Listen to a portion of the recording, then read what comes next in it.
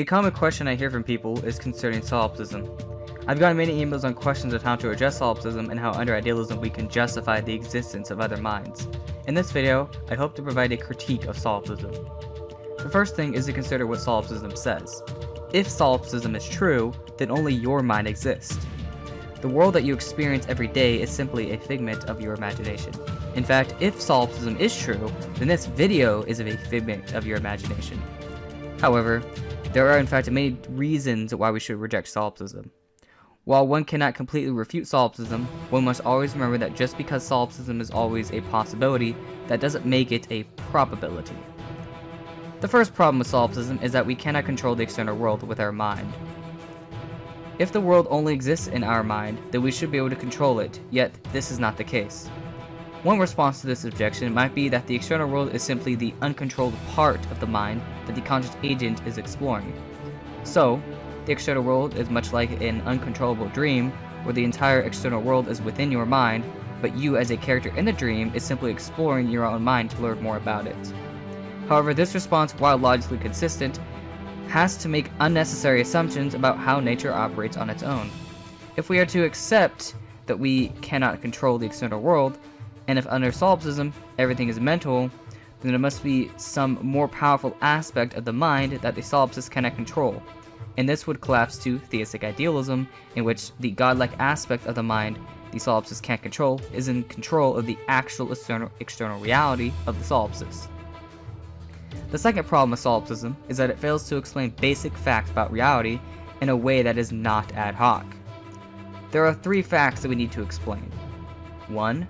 That there are tight correlations between persons' reported private experiences and the observed brain activity of the person. Number 2, that we all live in the same shared world. And number 3, that reality works independent of our personal volition.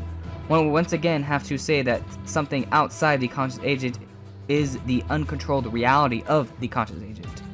While these facts could technically be explained by solipsism, it would be no more different than saying that these facts were divinely implanted into the universe to only give us the illusion that the person's brain is correlated with mental activity, or that we lived in a shared world.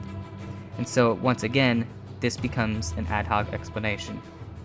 The third problem with solipsism is that it is anti-intuitive. We should remember that an important thing called epistemic particularism, which is a formal response to skepticism. It implies that if we have good reasons to think that our beliefs are true, and no good reason to doubt them, then we should not doubt them. We have good reason to think other minds exist through our interaction with other human beings. And it's intuitive to think that other people or other human beings have minds of their own. Therefore, since there is no good reason to think that other people don't have minds of their own, then it is epistemically more probable that there are other minds, and therefore solipsism is false. Again, while this does not disprove solipsism, it shows solipsism to be lacking in explanatory power. The final argument is showing the incoherence of solipsism when it comes to how the mind actually learns language. While solipsism is logically consistent, it actually has trouble explaining the fact that language is largely created in a public fashion. Even when someone does create some kind of what's called a private language, that language was still formed by some previous language. In fact, many of the languages that exist today are really just modified forms of older languages that change over time. So, even if language could be private, that doesn't mean that a creation of language isn't borrowed from a previous language that the person used. This means that if language exists, then they would need to borrow from a public language somehow. Or in other words, if someone were to create some private language for themselves, any language that they create would depend on the much larger public language. Language is an irreducibly public form of life that is encountered in specifically social contexts. Each natural language system contains what's called language games governed by rules. To question, to argue, or to doubt is to utilize language in a particular way. It is to play a particular kind of what's called public language game. The proposition that I am the only mind that exists makes sense only to the extent that it is expressed in a public language. And the existence of such language itself implies the existence of a social context, and therefore other minds would be involved. Therefore, solipsism presupposes the very thing that it seeks to deny, which is a public form, in order to even have the language to ask questions and say things like, I am the only mind that exists. The only way out of this objection is if the solipsist mind was omniscient. However, this is not the case, since a solipsist doesn't know everything about the contents of its own mind. He's simply exploring the uncontrolled, more powerful aspects of his mind. In fact, in order for the solipsist to have language, the more powerful aspect of his mind would have to be omniscient in order to somehow have the knowledge to create the language for him.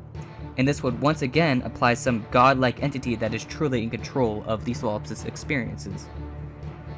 Therefore, with all these objections put forth, it is clear that solipsism is an inadequate explanation of reality. With the objections piled up, we see that solipsism is not a good theory in explaining the data.